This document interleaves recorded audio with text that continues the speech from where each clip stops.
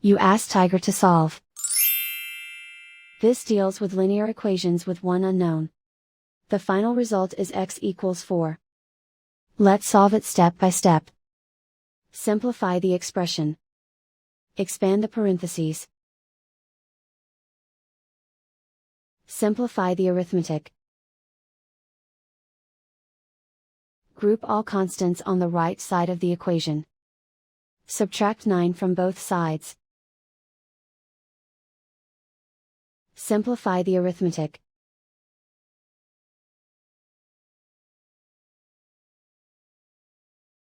Isolate the x. Divide both sides by 3. Simplify the fraction. Find the greatest common factor of the numerator and denominator. Factor out and cancel the greatest common factor. And so the final result is x equals 4.